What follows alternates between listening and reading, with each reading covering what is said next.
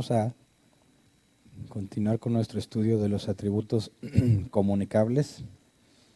Y el domingo analizamos el amor de Dios y hoy vamos a analizar la gracia de Dios. Intencionalmente estoy viendo la gracia después del amor porque hay que ver una distinción muy interesante que nos ayuda a comprender de una manera mejor lo que es la gracia y cómo diferenciarla de la misericordia. Porque parece que la misericordia y la gracia en esencia serían lo mismo. Pero cuando hablamos de la gracia de Dios, decimos que por definición hablamos de un favor gratuito, algo que no es merecido. Y más formalmente lo definimos así, dice: es el favor eterno y totalmente gratuito de Dios manifestado en la concesión de bendiciones espirituales y eternas a las criaturas culpables e indignas. O sea, los regalos que Dios quiso hacer a personas que no lo merecen. La gracia, por consecuencia, no puede ser comprada, no puede ser lograda ni ganada por la criatura. Si pudiese ser comprada, ganada o lograda, ya no sería gracia. Y si la gracia es un favor inmerecido, por consecuencia, la gracia debe de ser entregada o concedida de una forma soberana, ya que nadie la merece. Si Dios se la da a alguien, fue simplemente porque Él quiso dársela. A eso nos referimos con que es soberana. Ahora, notemos algunos pasajes que nos hablan sobre la gracia. Vamos a ver muchos, pero quisiera primero ver cómo encontramos la gracia. Normalmente asociamos la gracia al Nuevo Testamento, pero la gracia está desde el Antiguo Testamento. Por ejemplo, vamos a Génesis capítulo 6, versículos 7 y 8, en la Reina Valera 60. Génesis 6, 7 y 8 dice: y dijo Jehová, raeré de sobre la faz de la tierra los hombres que he creado, desde el hombre hasta la bestia, y hasta el reptil y las aves del cielo, pues me arrepiento de haberlos hecho. Pero Noé halló gracia ante los ojos de Jehová. Entonces, Noé halló gracia, y si la gracia es inmerecida, eso significaría que Noé no era una persona perfecta, ¿verdad? También tenía sus errores, y de hecho vemos que después de bajar del arca, sembró un viñedo y se embriagó con las uvas de ese viñedo. Y de ahí viene que sus hijos vieron su desnudez y maldice a Cam. Y tenemos mucha historia por delante, pero vemos que claramente Noé fue salvado de entre los hombres, junto con sus hijos y su esposa y sus nueras. Fue salvado solo por gracia. Ahora vamos a Nehemías, capítulo 9, versículo 17, donde dice: se negaron, esta es en Nueva Versión Internacional, dice: se negaron a escucharte, no se acordaron de las maravillas que hiciste por ellos. Fue tanta su terquedad y rebeldía que hasta se nombraron un jefe para que los hiciera volver a la esclavitud de Egipto. Pero tú no los abandonaste, porque eres Dios perdonador, clemente y compasivo, lento para la ira y grande en amor. Ahora, aquí no viene la palabra gracia literalmente, pero si la gracia es una bendición o un favor no merecido, aquí claramente la está mencionando, ¿verdad? El pueblo se rebeló al grado de que quería regresarse a Egipto, y sin embargo, Dios no los abandonó. Dios les mostró gracia, a pesar de que claramente demostraron que no la merecían. Ahora vamos a 2 de Timoteo 1:9, dos pasajes claros en cuanto a la gracia en el Nuevo Testamento. 2 de Timoteo 1:9 dice: pues Dios nos salvó y nos llamó a una vida santa, no por nuestras propias obras, sino por su propia determinación y gracia. Nos concedió este favor en Cristo Jesús antes del comienzo del tiempo. Así que si somos salvos, es por gracia, ¿verdad? Antes del comienzo del tiempo. Y ahorita más adelante detallamos un poco más en este pasaje, pero vamos a Romanos 11, versículo 3 al 6. Romanos 11, 3 al 6. Pablo nos lleva a recordar las palabras de Elías. Dice: Señor, han matado a tus profetas y han derribado tus altares. Yo soy el único que ha quedado con vida, y ahora quieren matarme a mí también. ¿Y qué le contestó la voz divina? He apartado para mí 7,000 hombres, los que no se han arrodillado ante Baal. Así también hay en la actualidad un remanente escogido por gracia. Y si es por gracia, ya no es por obras, porque en tal caso la gracia ya no sería gracia. Entonces, en el caso de los profetas que Dios se guardó para sí mismo, no es porque fueran buenos hombres, sino porque tuvo a bien darles gracia. Y el remanente que queda de Israel, que menciona Pablo, y que en nuestros tiempos podemos seguir hablando de un remanente, sigue siendo por gracia. No hay nada que hayan hecho para merecerlo.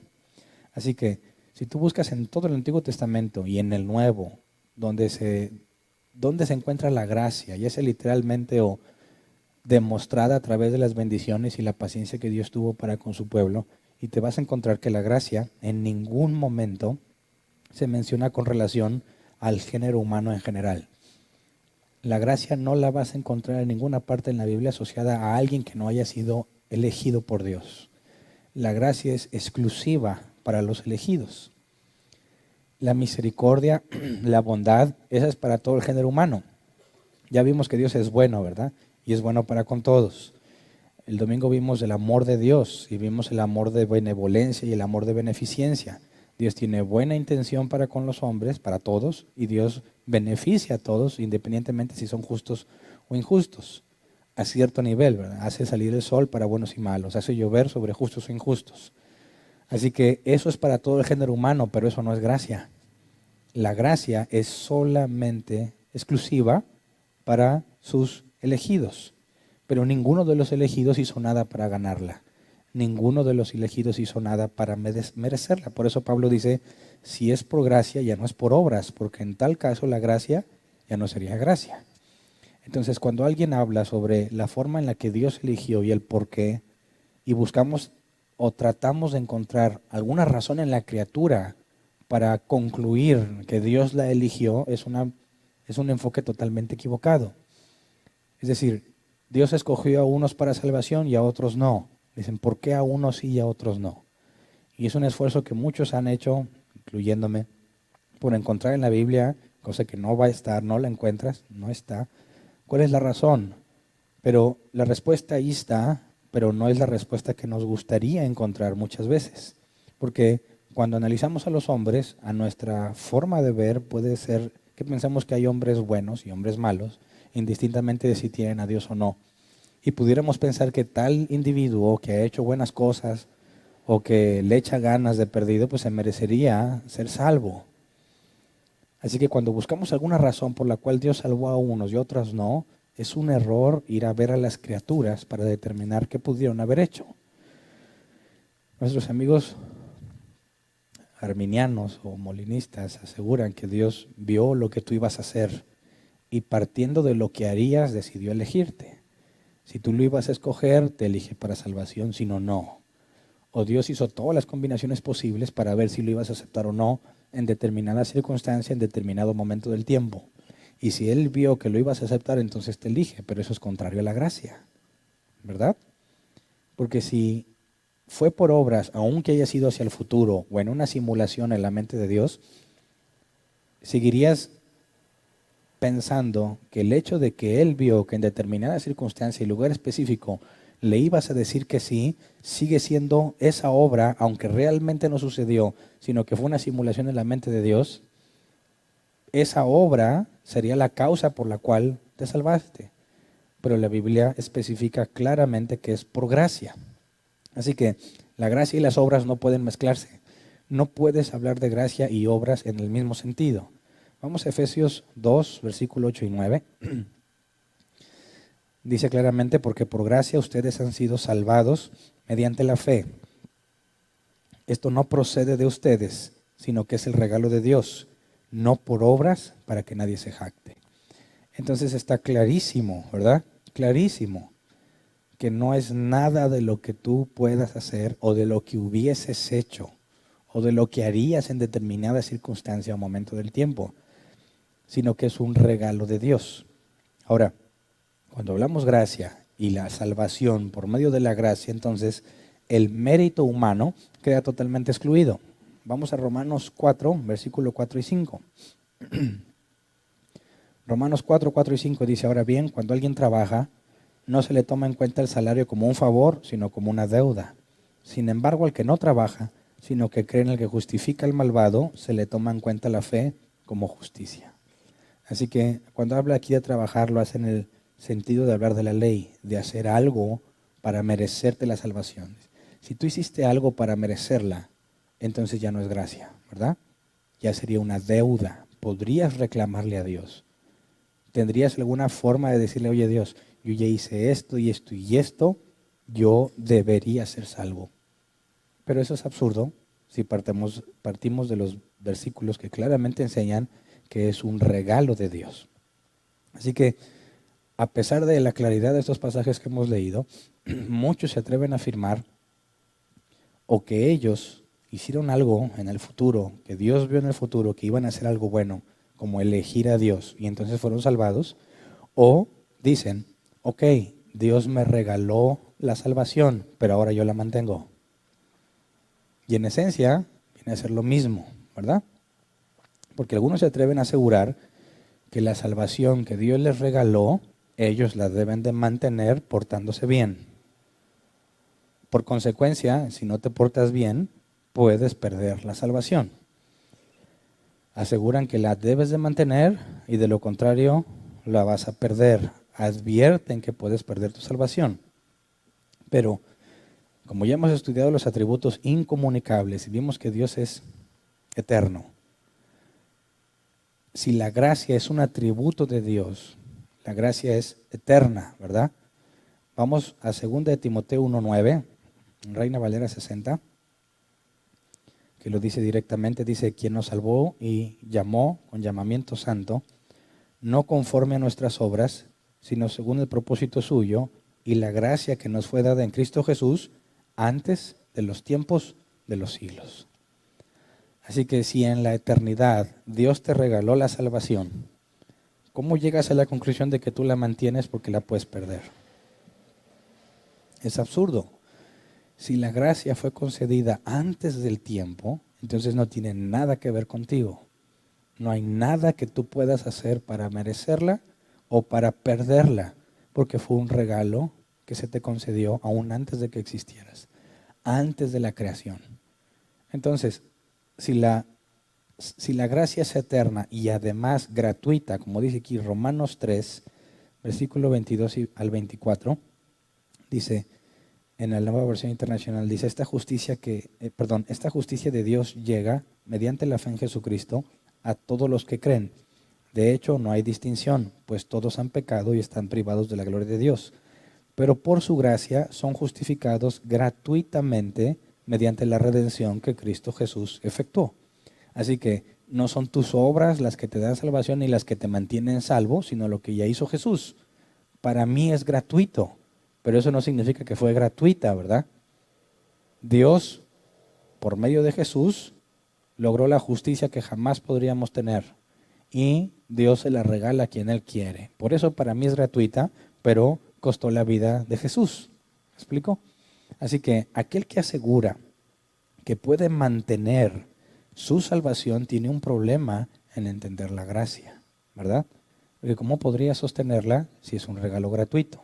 ¿Cómo podrías perderla si Dios te la dio en la eternidad, antes de que existieras, antes de la creación? Es imposible que si Dios concedió la salvación a una persona, además considerando que Dios es omnipotente, nadie puede frustrar sus planes y además es soberano, Él hace lo que Él quiere, ¿cómo podrías llegar a la conclusión de que tú puedes hacer algo para perderla? ¿Me explico? No tiene sentido si partes desde los atributos mismos de Dios. Así que es imposible que alguien se gane la salvación. Es imposible que alguien la mantenga siquiera. Porque un solo pecado merece la condenación, ¿verdad? Es fácil razonarlo de esta forma. Yo también pensaba que por medio de mis buenas acciones mantenía mi salvación. Y a los que veían mucho pecado, decía, pues esos seguramente se van a perder. Y cuando pecaba, me remordía mucho la conciencia pensando en que tal vez Dios ya me había rechazado. Y el sufrimiento de no querer orar porque no me quiero dar cuenta de si me rechazó o no. Es decir, voy a orar, pero me he equivocado mucho, entonces me voy a esperar un tiempo para demostrarle a Dios que realmente sí soy bueno. Me voy a esperar unas 2 semanas donde me esté manteniendo bien, o sea, que no esté cayendo en el mismo pecado, para que Dios vea que no estoy jugando y entonces ahora sí me perdone y no me deseche. Y vuelves, digo, qué absurdo, partiendo de que la salvación es por gracia, porque tú estás tratando de comprar, es más, estás tratando de demostrarle a Dios que sí puedes, cuando la Biblia es clara en que un solo pecado merece la condenación. Y aunque tú te enfoques en no pecar en un área específica, pecas mucho en otras áreas de tu vida. Así que incluso es absurdo pensar que por una semana o unos días que yo trate de mantenerme bien, puedo convencer a Dios de que realmente me merezco la salvación o de que no vale la pena desecharme porque sí soy un buen elemento. Estás negando la propia omnisciencia de Dios, que ya sabe todo lo que haces, lo que vas a hacer, lo que has hecho, porque desde la eternidad decidió crearte.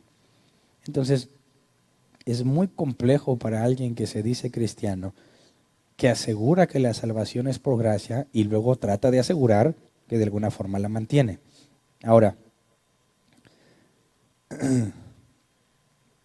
cuando hablamos de que la gracia de Dios es eterna como un atributo, también tenemos que reconocer que es soberana, ¿verdad?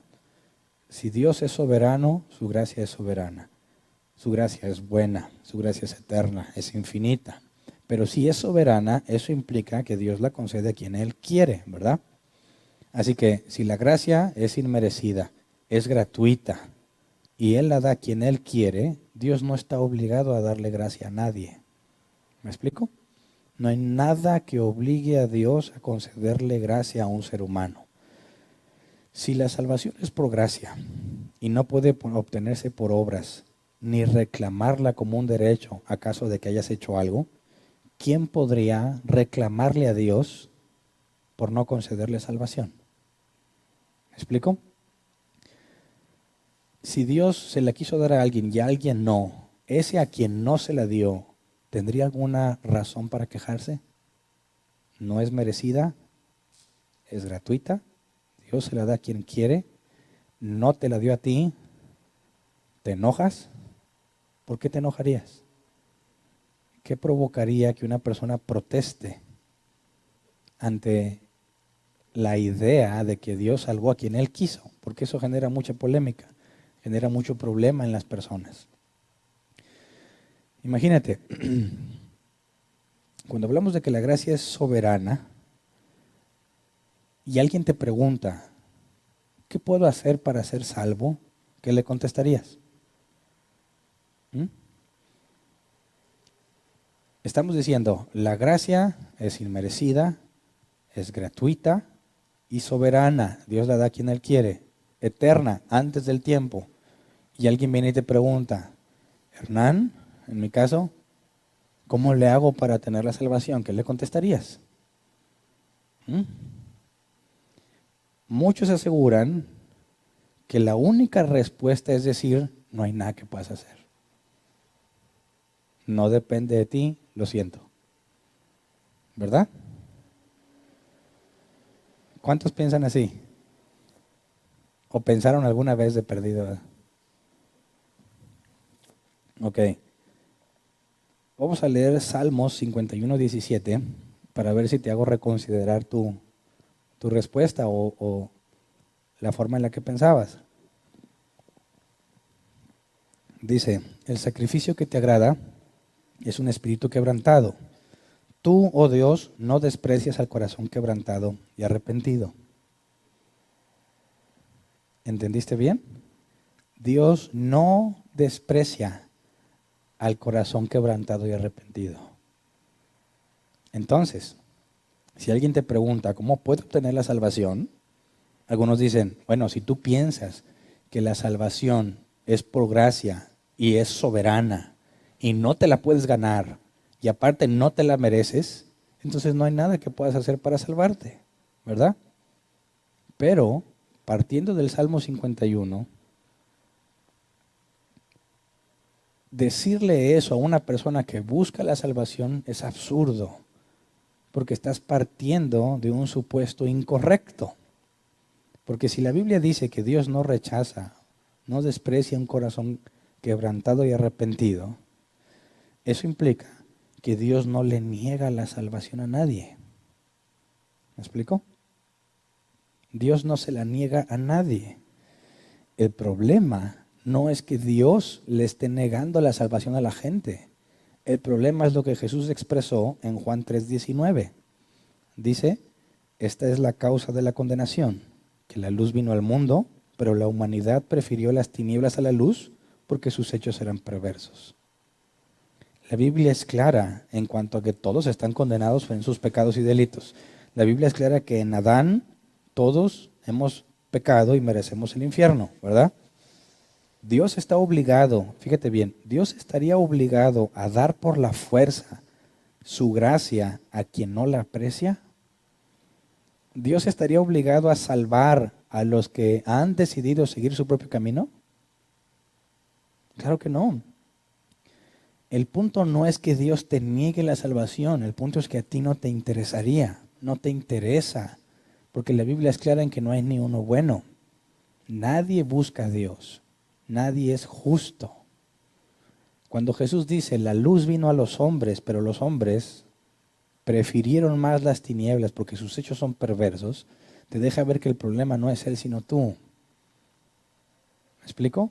Así, cuando alguien viene y te dice, ¿qué puedo hacer para salvarme? La respuesta es, humíllate ante Dios y arrepiéntete de tu pecado. Si lo haces, es porque se te ha dado gracia.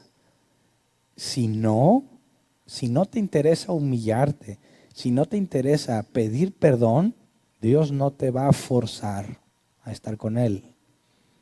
Dios no está obligado a darle su gracia a quien no la quiere. ¿Me explico? Por eso es una respuesta incorrecta pensar que no hay nada que puedas hacer. Porque así como Dios definió Dios definió primero quiénes se salvan, también definió el medio. ¿Me explico? Y si lo vemos de esta perspectiva, aunque más adelante voy a tratar de aclarar un poco más, la Biblia dice que Dios eligió para salvación, Dios el Padre eligió para salvación. El Hijo vino, entregó su vida por nuestros pecados y Él es el único mediador entre Dios y los hombres, ¿verdad? Pero aún falta una cosa, el Espíritu Santo. ¿Qué hacen las personas? Las hacen nacer de nuevo, ¿verdad? Entonces, cuando el Espíritu Santo hace nacer de nuevo una persona, ¿qué va a pasar con esa persona? Se arrepiente de su pecado. Ese es el medio por el cual la gracia es recibida. ¿Me explico? Dice la Escritura que a Dios le plació salvar a los hombres mediante la locura de la predicación. Y el Evangelio predica a Jesús crucificado. ¿Me explico? Jesús dijo, id y haced discípulos enseñándoles que guarden todo lo que os he mandado. Los discípulos, nosotros perseveramos en lo que Jesús enseñó y Jesús dijo, es imposible entrar al reino de los cielos si no naces de nuevo. Y también dijo, os enviaré al Espíritu Santo. Así que cuando tú le dices a alguien que lo que debe de hacer es humillarse y arrepentirse, lo que estás buscando en la persona es ver la evidencia de que Dios lo está trayendo, porque también Jesús dijo, nadie puede venir a mí si no lo trajera el Padre. Entonces, ¿hay algo que se puede hacer? Claro, arrepiéntete de tus pecados, humíllate ante Dios, y si lo haces es porque fuiste elegido. De ninguna otra forma lo harías. Pero tienes que arrepentirte para ser salvo porque ese es el medio que Dios definió para la salvación. ¿Me explico? Si no hay arrepentimiento, la Biblia es clara, no eres hijo de Dios. No hay evidencia de que hayas sido elegido para salvación. Entonces, cuando hablamos que la gracia es eterna, gratuita y absolutamente soberana, no estamos diciendo que Dios se la niega a las personas, sino que de entre todos los seres humanos que no quieren nada con Dios, Dios soberanamente eligió a quién salvar. Y tampoco los obligó a salvarse, sino que los hace nacer de nuevo. Y ese nuevo nacimiento genera un hambre interna que nunca en la vida va a acabar. Su Espíritu Santo nos va a guiar a la verdad y nos va a decir todo lo que ha habido del Padre. Su Espíritu Santo es la garantía de la promesa de redención. Y eso es lo que hace que el justo persevere todos los días de su vida para crecer en santidad. Pero cuando hablamos de la gracia gratuita, eterna y soberana, genera mucho problema con aquellos que se ofenden ante semejante enseñanza. Para el que se cree recto, que en alguna forma todos aquellos que piensan que mantienen su salvación se sienten hombres buenos en cierta forma, ¿no? Se sienten justos y rectos por las cosas buenas que hacen. Cuando el hombre que se cree recto, que piensa que mantiene su salvación, escucha sobre la gracia soberana de Dios, le es muy duro aceptar que esa gracia no puede conseguirse ni ganarse por el propio esfuerzo. Y dicen, entonces, ¿qué diferencia hay en que yo sea santo a que no sea?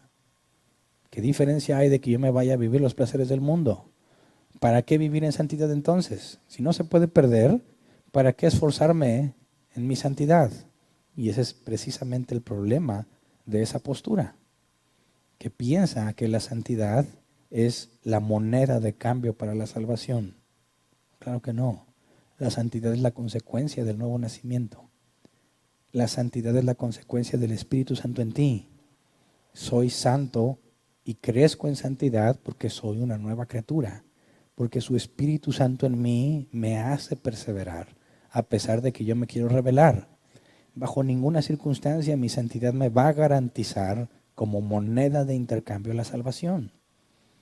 Si aquel que dice, pues mira, si no hay diferencia entre el mundo y guardarme del mundo, pues me voy a hacer lo que yo quiera, pues hazlo. Estás demostrando que nunca naciste de nuevo y que estabas tratando de comprar la salvación con tu esfuerzo humano, cosa que es absurda. ¿Me explico? Aquel que se cree recto y cree que puede mantener su salvación a cierto grado, porque te van a decir, como yo decía, no soy perfecto, pero no soy tan malo como otros, ¿verdad? Pero no es más que ignorancia. Ignorancia con toda la lengua. Porque la ignorancia de Dios y de su perfección me hace verme a mí mismo con un grado de limpieza al compararme con los demás. Pero mi objetivo no es ser mejor que los demás. El objetivo es ser como Cristo, ¿verdad? Y al compararme con Cristo, no hay más que ver la enorme suciedad de pecado que tengo al compararme con el único hombre perfecto. Por eso, si te comparas con Cristo, dirías, gracias a Dios, su salvación es por gracia. Pero cuando te comparas con los hombres, dices, no, yo me he esforzado, yo me he guardado en santidad, yo estoy sosteniendo mi salvación, y ese es el error. Te estás comparando con el hombre incorrecto. ¿Me explico? El hecho de que Dios asegure la salvación a los que Él quiso genera muchas protestas, genera mucha inconformidad. A quienes consideran humillante que Dios decidió salvar a sus elegidos sin consultar a la criatura. ¿Me explico? Y dicen, no lo puedo aceptar, y luchan con esa idea constantemente. No puede ser, tiene que haber alguna razón por la cual elige a unos y otros no. Y la Biblia es clara que solamente por su gracia. Entonces, cuando hablamos de la gracia de Dios, tenemos que llegar a la conclusión que a nadie le gusta llegar, que la gracia de Dios es distintiva en el sentido que hace distinción entre unos y otros. Dios eligió a unos y pasó por alto a otros. ¿Me explico? Si tú partes de que los hombres son buenos, vas a luchar con esa idea toda tu vida. Es decir, ¿por qué Dios no quiso salvar a unos? Pero si partes de la evidencia bíblica de que todos son hombres malvados, condenados por sus propios pecados, que por su propio amor lo hacen, entonces la pregunta no es por qué no lo salvó a él, sino por qué salvó a alguno. Porque no hay razón para salvarlo. Eso es lo grave de no partir de una perspectiva bíblica de quién es el hombre. Por eso ya les comenté el domingo, acabando de estudiar los atributos de Dios, vamos a ver lo que la Biblia enseña sobre el hombre. Porque necesitamos entender dónde estamos para tratar de determinar qué es lo que Dios ha hecho para con nosotros y ver si así aprendemos a valorarlo. Porque quienes dicen, pues si Dios es bueno y misericordioso, ¿Por qué? ¿Por qué simplemente no salva a todo el mundo? ¿Por qué simplemente no es más, no sé, menos severo en sus castigos? No, es que no has captado la gran maldad que hay en el hombre, la gran maldad que hay en ti. Y como te ves bueno en tu perspectiva al compararte con otros, pensamos que Dios es muy severo cuando vemos pasajes en la Biblia que dice, como lo leímos, Dios decidió arrasar con toda la humanidad en el diluvio. Dicen, pues que por favor, qué exagerado. Cuando Dios le dijo a Josué que sacara de la tierra a los cananitas, al Seo, Jebuseo y todos esos, dices, ¿por qué Dios? O sea, ¿por qué tan grave el asunto? Pues nomás, no sé, perdónalos, dales otra oportunidad, porque partes de que somos buenas personas, partes de la idea de que el hombre en esencia es bueno y hace cosas malas ocasionalmente, pero la Biblia dice lo opuesto, todos somos en esencia malvados y ocasionalmente hacemos cosas buenas. Por eso cuando hablamos de la gracia, tenemos que reconocer que hizo distinción, y el caso más claro es entre Noé, sus 3 hijos, 3 nueras y su esposa, y todo el resto de la humanidad. Por gracia, Dios distinguió entre ellos y los demás. Por gracia, Dios distinguió a Abraham y le dijo, sal de tu tierra y de tu parentela. ¿Verdad? Por gracia usó a Moisés, aunque no lo dejó entrar a la tierra prometida, fue gracia que Moisés fuese salvado. Por gracia, Dios levantó a David, no porque fuera un chico muy valiente dispuesto a pelear con Goliat, ya voy a decir Sansón.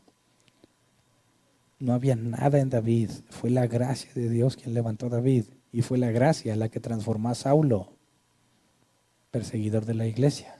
Es la gracia la que te ha transformado a ti. Y la forma en la que nos usamos la gracia es el Evangelio. Por eso el Evangelio no es agradable al hombre natural. El Evangelio nunca va a ser agradable a los oídos del hombre natural. Porque el hombre natural espera que Dios, que es bueno, los que creen que puede haber un Dios, que sea bueno para con él, que sea bueno para con todos. Y los que lo niegan dicen, no tengo por qué modificar mi vida y mi conducta, ya que no hay Dios.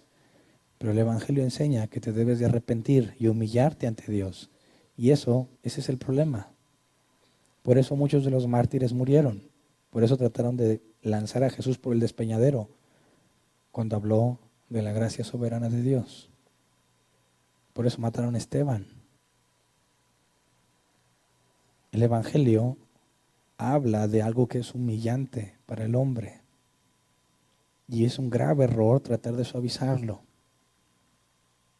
Con música bonita, con un mensaje bonito, con una obra de teatro bonita, con versículos aislados de la Biblia que te hablan de lo bueno que va a ser, tratando de evitar la furia que provoca el hecho de que la gracia sea soberana. Pero es un error distorsionar la Escritura con tal de ganar almas, porque aquel que no se humilla y no se arrepiente jamás van a ser de nuevo. Pero se le enseña a las personas que no necesitas arrepentirte, que no necesitas humillarte. Lo único que tienes que hacer es aceptar a Cristo. Y es por eso que estamos tan mal. El Evangelio es la forma en la que anunciamos la gracia. Dios, el Padre, es la fuente de toda gracia, porque Él eligió para salvación. Dios, el Hijo, es el único canal de la gracia. Él es nuestro sumo sacerdote y nuestra justicia. Y el Espíritu Santo es el único aplicador de la gracia, es decir, Él es el que hace nacer de nuevo al que estaba muerto en sus delitos y pecados. Las 3 personas de la Trinidad llevan a cabo la gracia en la salvación en distinto sentido, pero desde la eternidad. La vemos reflejada en el tiempo. Sabemos que no éramos nacidos de nuevo hasta cierto momento en el tiempo, pero no fue que Dios lo decidiese en el tiempo, que ya lo leímos que la gracia fue dada desde antes de los tiempos. Entonces, cuando hablamos de los dones comunicables, eso implica que también nosotros debemos de poner en práctica la gracia. Claro que no lo podemos hacer al mismo nivel que Dios, pero consideremos esto, Mateo 10:8, palabras de Jesús a sus discípulos. Dice, sanad enfermos, limpiad leprosos, resucitad muertos. Reina Valera 60. Echad fuera demonios. ¿De gracia recibisteis? Dad de gracia. Ahora, Jesús en la gran comisión dijo, id y hacer discípulos, enseñando que guarden todo lo que les he mandado. ¿Esto que acabamos de leer es una sugerencia o es un mandato?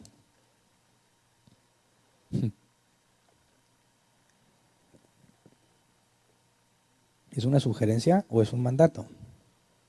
Es un mandato al cual nosotros también estamos sujetos. ¿Y eso qué implica? Bueno, obviamente no podemos hablar de que si Dios me dio la salvación por gracia, yo la voy a dar por gracia, porque no está en mí darla. Pero ¿qué más nos ha dado Dios por gracia, además de la salvación? Los dones. La Biblia dice que Dios repartió los dones entre los hombres y los repartió como Él quiso. También eso es según su gracia soberana. Por eso es que no todos tenemos los mismos dones. Y aunque algunos pretenden enseñar que a fuerza tienes que hablar en lenguas para saber si tienes el Espíritu Santo, es absurdo, partiendo de que Dios repartió los dones como Él quiso. Pero eso sí, los dones que tienes son por gracia. Así que a la hora de reunirnos como iglesia, y el apóstol Pablo enseña que los dones no son para mí, sino para edificar al otro, ¿cómo debieses hacerlo? De gracia. ¿Eso qué implica? No puedo, número uno, no puedo cobrar por eso. ¿Verdad? No puedo cobrar. Entonces, ¿qué tal si dijéramos, oye, pues necesitamos algo de lana para meterle algo aquí a la iglesia? Y ¿cómo ven si hacemos, no sé, unas conferencias y pues les cobramos, ¿no? Para que nos caiga algo de dinerito.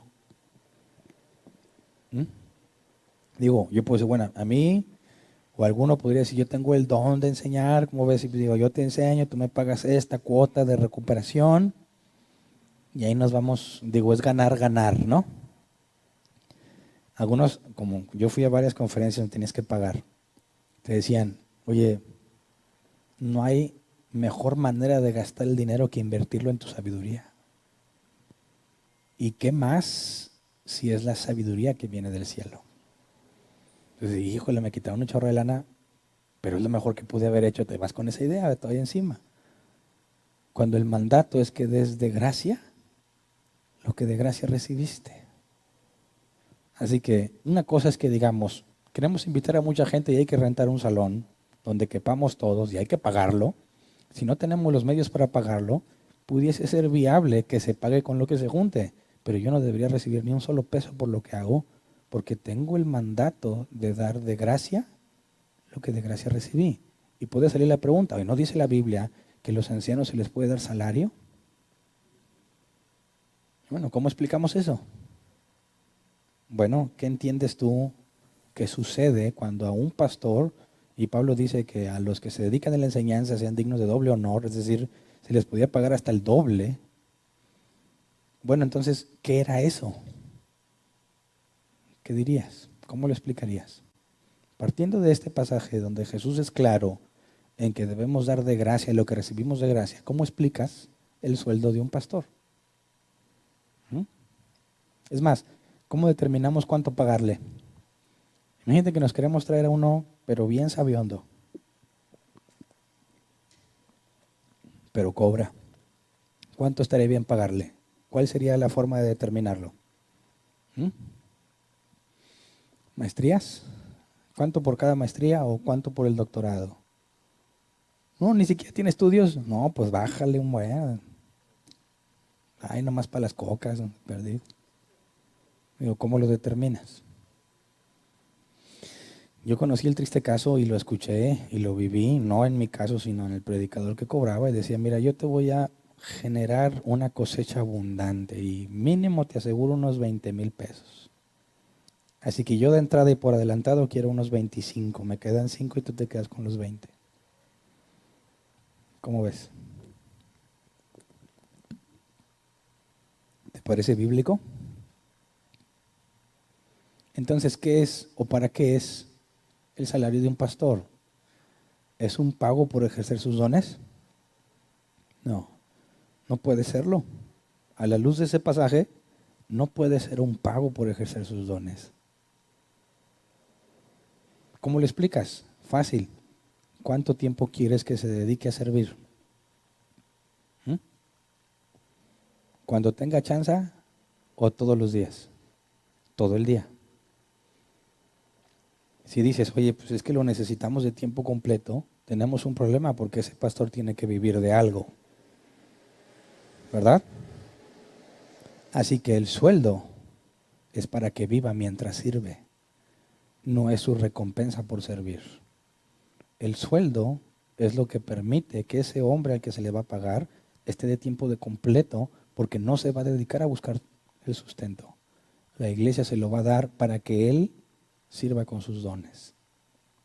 Es muy distinto a decir, bueno, pues mira, tú eres muy bueno predicando, te voy a dar más lana a ti. Y uno que no sea muy bueno, no tenga muchos estudios, pues no le doy tanto, porque no está basado en el don que estás ejerciendo, porque para empezar, se te dio gratuitamente.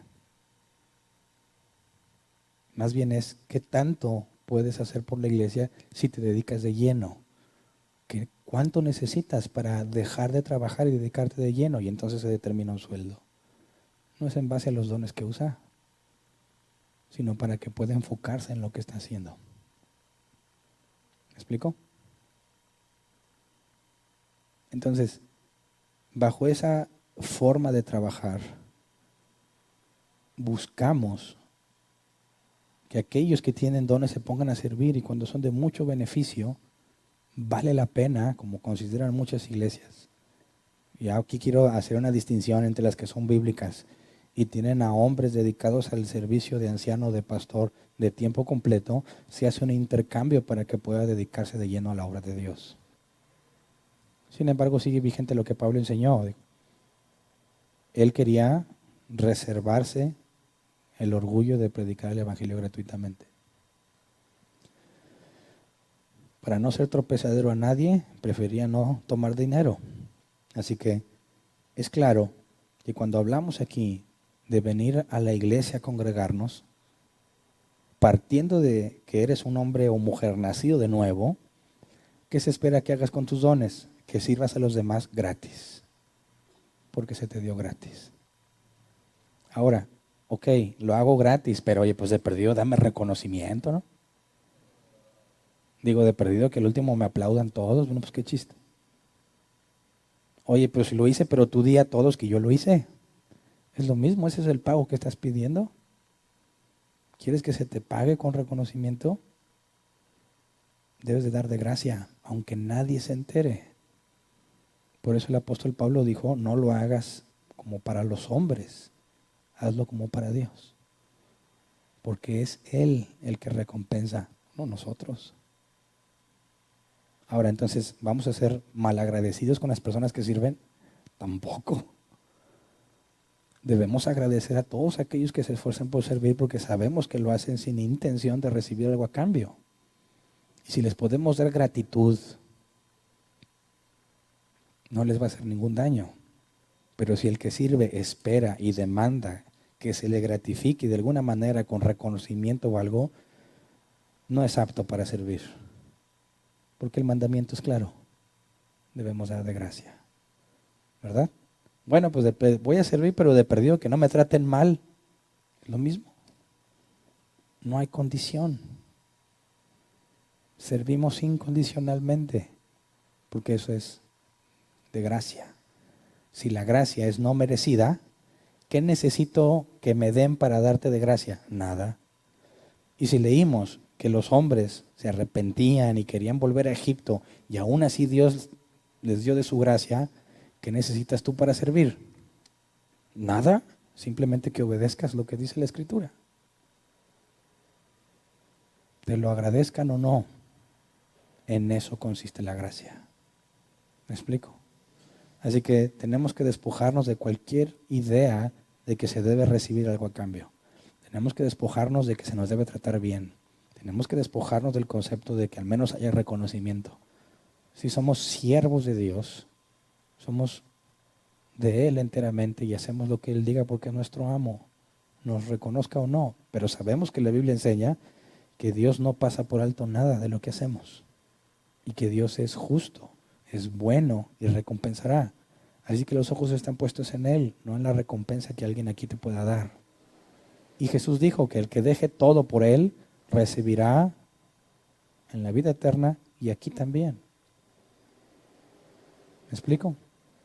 Cuando das de gracia, Lo único que nos motiva a seguir dando es la experiencia que Dios te permite vivir de haber sido útil para Él. Quien ha servido y se sabe útil, usado por Dios, sabe a qué me refiero. Es un sentimiento incomparable. Porque aunque te hayan hecho mala cara o ni siquiera vinieron, les interesó más otra cosa. Cuando al menos una persona dice, gracias a Dios por lo que dijiste, ya, considérate satisfecho. Qué mayor privilegio que a pesar de quién eres, Dios haya elegido usarte para bendecir a alguien. Qué mayor privilegio que haber sido un instrumento en las manos de Dios. Cuando no mereces nada de Él, cuando mereces ser echado al lago de fuego. No hay recompensa mayor que serle útil a los propósitos que Él quiere usar. Así que ese es el enfoque.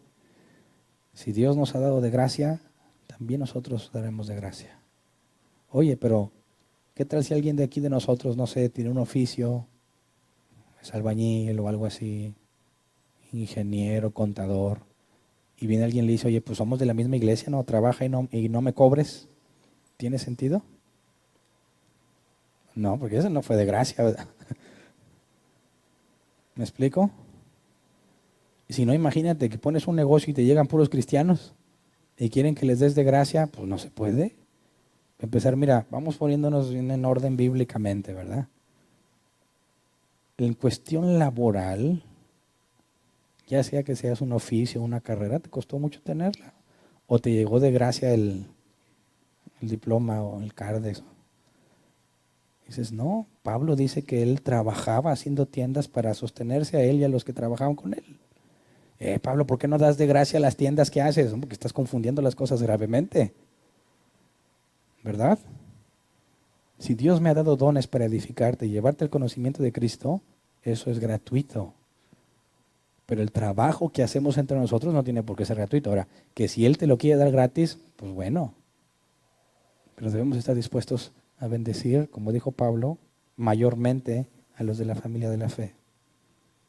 Así que no nos vayamos a un extremo tampoco, ¿verdad?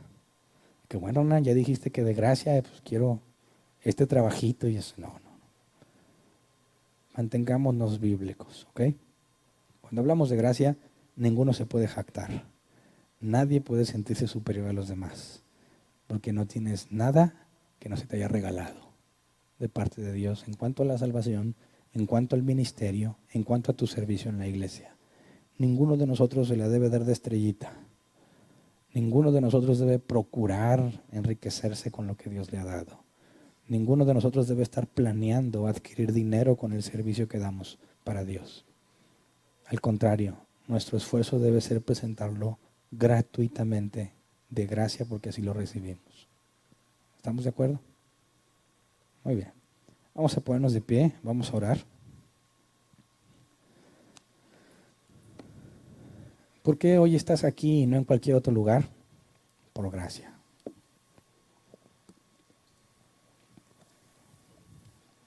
Empezamos el año y bueno, espero que los que estén aquí no estén como propósito de año nuevo.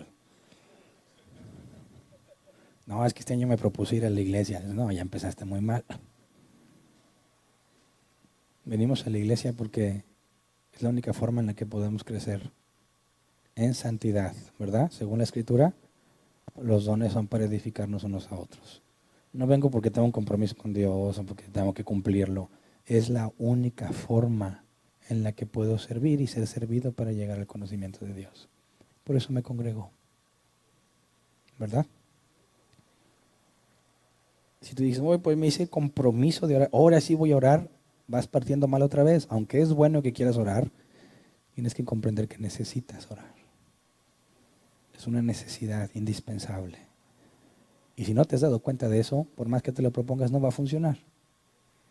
Necesitas entender la grave necesidad que tienes. Todos los días hacemos cosas malas. Todos los días la regamos. Todos los días lastimamos a alguien aún sin conciencia de haberlo hecho. Necesitamos recordar la gracia y para eso es el momento de oración. Porque cuando pecas, es natural que quieras apartarte de Dios porque te sientes indigno. cuando pecas va a ser natural que quieres decir, no, no puedo jugar con Dios. Y pecar y pedirle perdón, pecar y pedirle perdón. Pero partes de un razonamiento equivocado. Porque precisamente el hecho de que puedas acercarte a Dios cada vez que pecas es lo que te hace distinto a cualquier otro ser humano.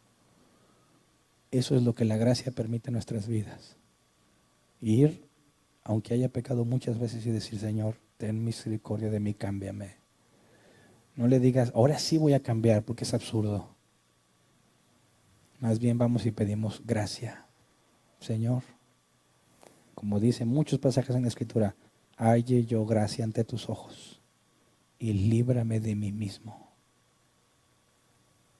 Eso no es hipocresía.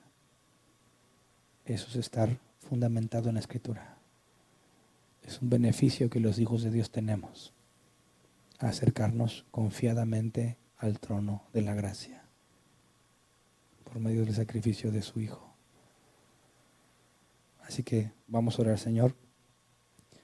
Sabemos que tú has sido soberano cuando nos elegiste. Sabemos que si fuese por nosotros, nunca estaríamos aquí. Sabemos que si nos entregaras a nuestras propias decisiones, según nuestro parecer, hace mucho que estaríamos perdidos en nuestros pecados, nuestros delitos. Pero tú nos diste gracia. Y tú has tenido a bien librarme de mí mismo, librarnos de nuestros propios pecados, librarnos de nuestra rebeldía. Señor, no hemos hecho nada para merecerlo y sin embargo no nos abandonas. Te hemos sido infieles muchas veces y tú permaneces fiel. Padre, concédenos crecer a la estatura de Cristo. Concédenos cada día reflejar, aunque sea un poco, reflejar un poco más de ti. Concédeme, Padre, el ser congruente con lo que deseo hacer. Muchas veces quiero hacer tu voluntad y termino haciendo lo contrario. Padre, permítenos sujetarnos a ti en todos los aspectos de nuestra vida. Sabemos que el cumplimiento total de eso será en la resurrección, pero ahora, Padre, concédenos santidad por tu gracia en nuestras vidas. Llénanos cada vez más de ti en nuestros pensamientos, en nuestras acciones. Que siempre estemos conscientes, Padre, de que no somos nosotros, sino tú, por tu gracia soberana. Padre, que ninguno de nosotros se despegue del suelo. Que ninguno de nosotros, por más conocimiento que tenga de ti, o por mayor santidad que tenga, piense de sí mismo que es mayor a los demás, sino que siempre podamos estar conscientes de la gracia que nos has dado, para que cuando sirvamos y no se nos agradezca, cuando sirvamos y no se reconozca, no nos afecte en lo más mínimo, porque no lo hacemos para recibir eso, lo hacemos para agradecerte a ti, Señor, para honrarte a ti, para que la gloria sea tuya. No buscamos que haya personajes entre nosotros, queremos que toda la atención vaya directo a ti, que todos los ojos estén en ti, Señor, porque tú eres el único digno, tú eres el único que debe recibir la gloria y la honra por todo lo que has hecho en nosotros, Padre. Gracias, porque a pesar de que no tenemos nada que pudieras desear, nada que sea agradable a ti, tú has decidido, Señor, elegirnos y tenernos contigo por toda la eternidad, Padre. Y por eso entregamos nuestras vidas a ti. Por eso te servimos, por eso te buscamos. Porque tú lo mereces por todo lo que has hecho en nuestras vidas, Padre. Concédenos ser congruentes en cuanto a tu gracia. Concédenos dar de gracia lo que nos has dado de gracia, Padre.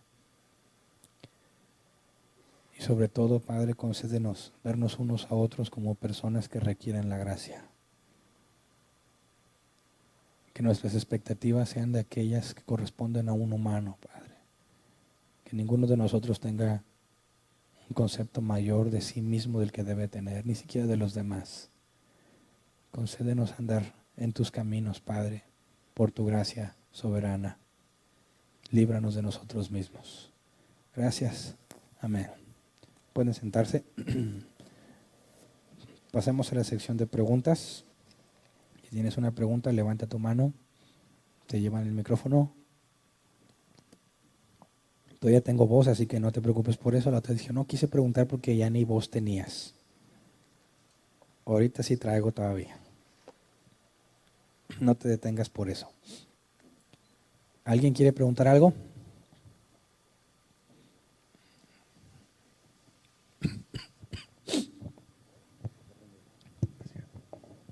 Sí, buenas noches, pastor. Pastor, he escuchado que se dice cuando al carcelero de Filipos, cree en el Señor Jesucristo y serás salvo tú y tu casa, ¿verdad? Eso solamente se lo dijo a él. La pregunta es esta, pastor. El pasaje que acaban de quitar de la pantalla, sanar de enfermos, echar fuera demonios, resucitar muertos, ese pasaje sí debemos considerarlo como que no es nada más para los apóstoles y sí para todos nosotros. Te entendí que dijiste es pues un mandato, se entiende. ¿Por qué pensar en que el del carcelero era nada más para él?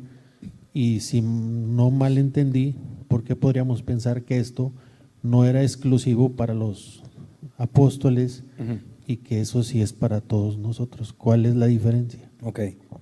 Así como mencioné ese pasaje como un mandato, también dije que los dones son repartidos como Dios quiso. Y sanar enfermos, resucitar muertos, limpiar leprosos es un don que Dios concedió. Y el hecho de que a ellos les estén mandando usar esos dones, parte de que esos son los dones que les dio a ellos.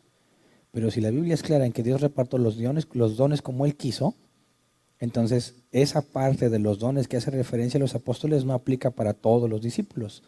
Aplicaría según los dones que recibió. Pero el darlos de gracia, porque se recibieron de gracia, aplicaría para todo el que tenga un don. Esa es la diferencia con el mensaje que se le da al carcelero. Allí en su contexto es una plática entre Pablo y el carcelero, ¿verdad? Y no hay nada que te lleve a pensar que está hablando de todos los discípulos en general. Además que sería contradictorio a la gracia soberana, porque si Dios elige a quien Él quiso, pero quieres aplicarle esa regla a todo mundo, estarías asumiendo que por cada individuo de una familia ha decidido salvar a la familia completa. Y eso no está en la Escritura. Sí, la duda es más que nada en este pasaje, pastor. Entonces te entiendo que hace referencia a los dones. O sea, no es, vamos a decirlo de una manera muy sencilla, no es para todos.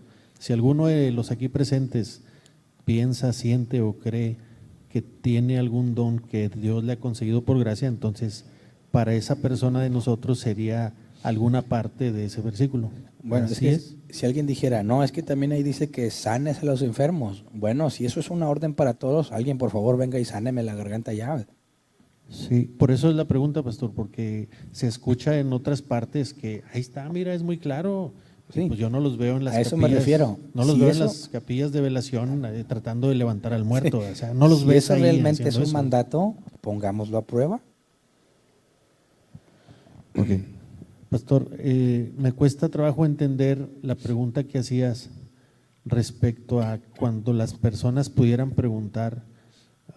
De entrada me cuesta trabajo entender que alguien que como la Biblia lo describe y tú bien lo has dicho, que no hay justo ni a uno, no hay quien haga el bien. Para empezar, que alguien de esas personas preguntara, ¿qué puedo hacer para ser salvo?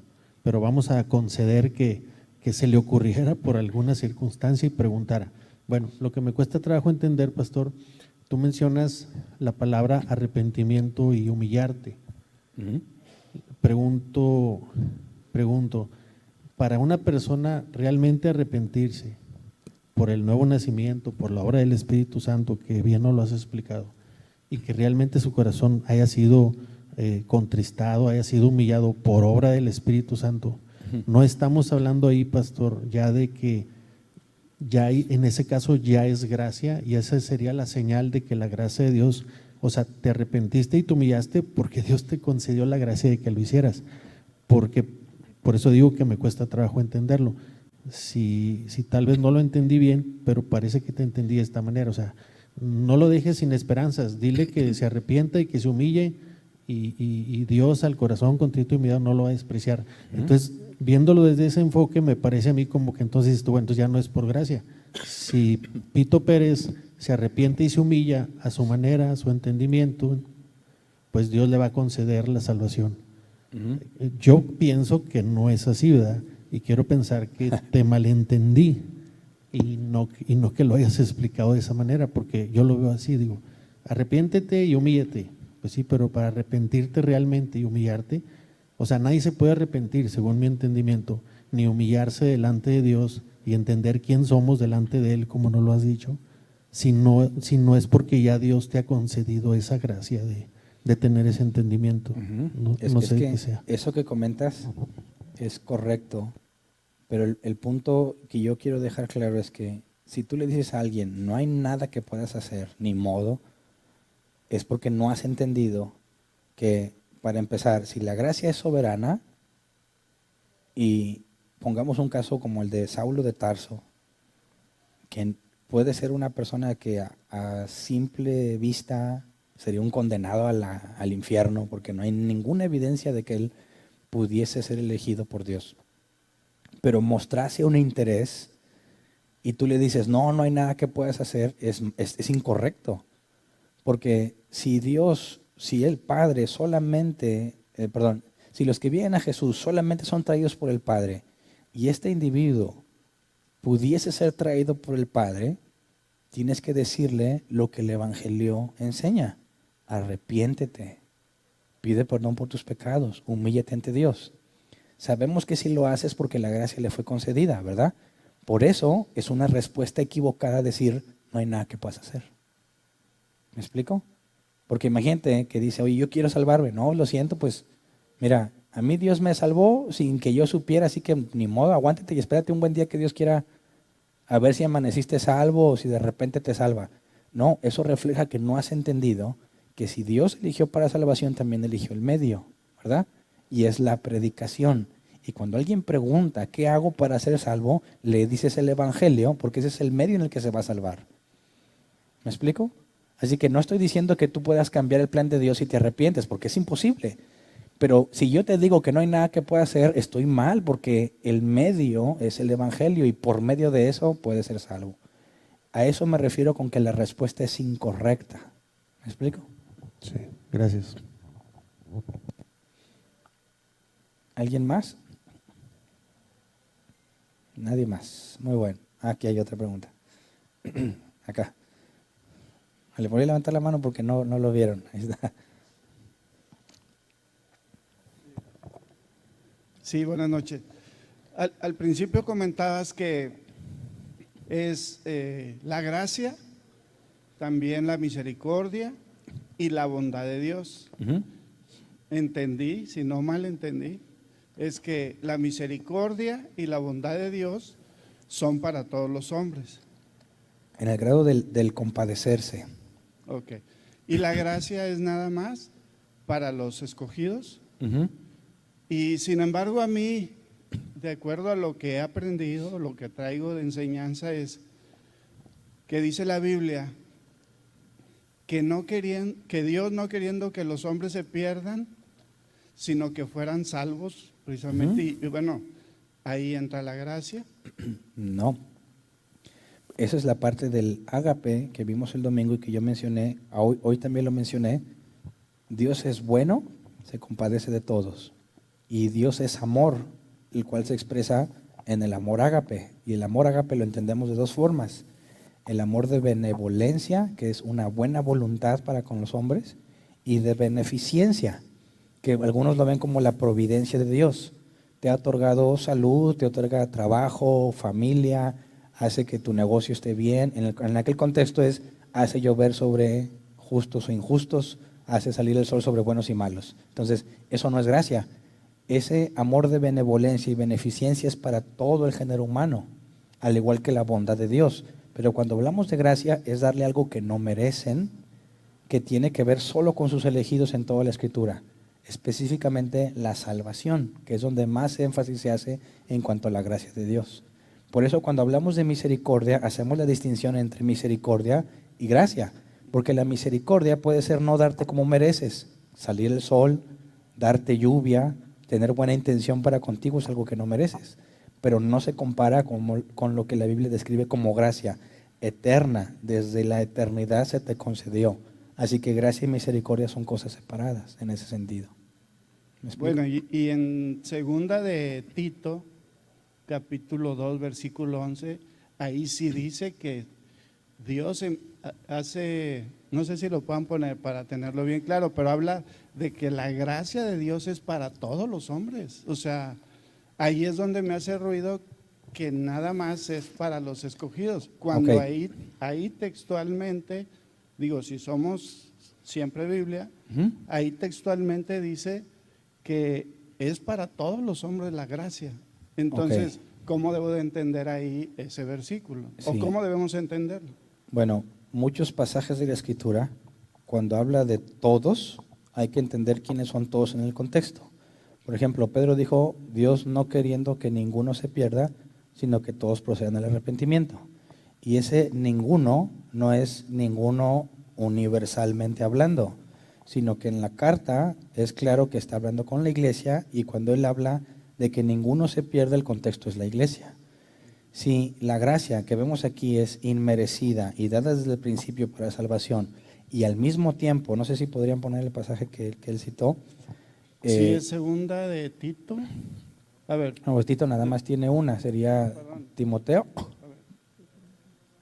Aquí lo ¿Ah? tengo. Tito 2:11. Ok. Tito 2:11, perdón.